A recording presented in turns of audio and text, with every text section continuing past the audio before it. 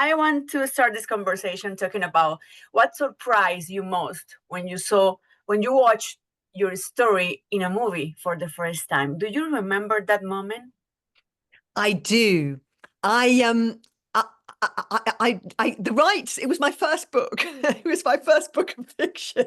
So they bought the rights, but I wasn't really in 2004. I wasn't really thinking they were going to make it. But then it came along, because books get optioned, and then it got nearer and nearer, and I thought, oh my goodness, I really think they're going to make this in about 2008, and I'd seen scripts and we'd done lots of talking about it. It wasn't until I went to Los Angeles in 2009, 8 or 9, and I saw the whole movie. They showed me the whole movie in a cinema all on my own, but Oh my only God. one scene was completed. It was Okay. it was mostly sort of black and whites and it was the whole movie, but in very storyboard. One scene was completed. And it was this scene was where Hiccup meets Toothless for the first time. And it was just so beautiful. The light in that scene. This is the first animated movie. And there was something otherworldly and magical about it. And and it was at that moment I really thought, oh my goodness, this is going to be wonderful. Yeah. And up until then, of course, I was traveling hopefully. I really admired DreamWorks, who were the company, and I admired the directors who were Chris and Dean, who had directed Lilo and Stitch, which was a very unusual animated movie. But it wasn't until I saw that scene, I thought, yeah, yes, yes, that's what I thought.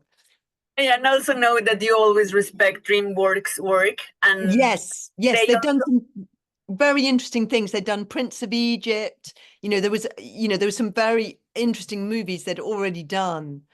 So I came to them hopefully, you always come hopefully, and you think, they're very interesting, and yeah.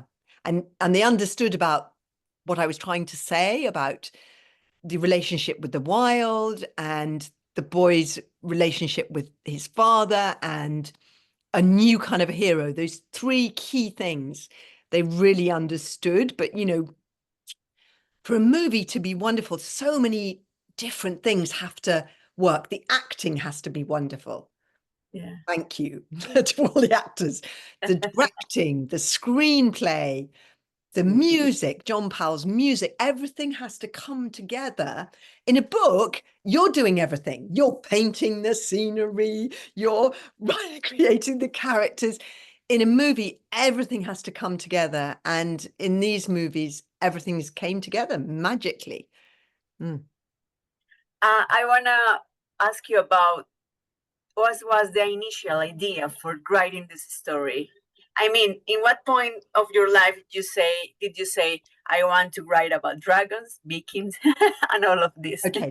I just had a baby. This was 27 years ago. And there's a Okay. moment when you look in the back of the car and you think, they're going to let me out of hospital with a baby, but I know nothing about babies. It could have been how to train your parent. Yeah. And so you start looking back to your own childhood and how you were brought up. And this is the beginning art of how to train a dragon. This is me as a little girl on this island off the west coast of Scotland, where I spent a lot of time as a child. Yeah. And my dad was a mad keen bird watcher. And so we spent all our summers on this tiny uninhabited island, which is the Isle of Burke in the books and the movies, this uninhabited island where the Vikings came to. Real Vikings lived on that island. And my dad used to tell us stories about the Vikings, and Vikings thought the dragons were real. So I just had a baby and I was looking back to my own childhood. So the books have this very bittersweet feel almost. It's Hiccup as an older man looking back on his childhood. And it's also me as a grown up looking back to my own childhood and thinking, what kind of a parent do I want to be? Sounds So wonderful. the books are about growing up and being a parent. And yeah. And I would like to take this opportunity to ask you about your working method.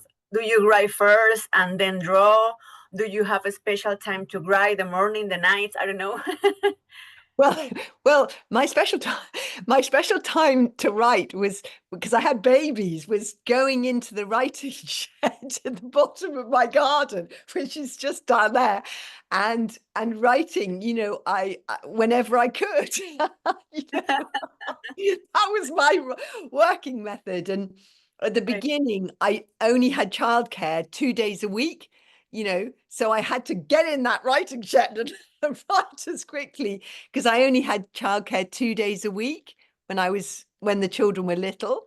So I had to be very disciplined and go in the writing shed and write in a very focused way when they were little. And then I keep all these sketchbooks. These are my sketchbooks. These are sketchbooks for other books. Yeah, I Oh, know. yeah. And this is these are ones for other books that I wrote. And in them I kind of do drawings of characters. This one's Oh, about magic. So this is an actual drawing of a character in the books, you see. And then I'll do research in there and I'll scribble down research and, as I say, draw characters, so I keep everything in these big books that give me ideas, and then I come back, I'll put all of the research in there. Oh, goodness, too many books here. yeah, yeah, yeah. Yes, it's all, it's, books are full of ideas. Yeah. And I just write down little quotes. The past is another country. They do things differently there. So I'll put down quotes and ideas in these books. Oh, thank you to show me that. Congratulations again. Thank you for all your books. Thank you for your imagination, your creativity. And I will hope really that you came to Colombia once. Well, and I hope everybody enjoys those movies. They are wonderful.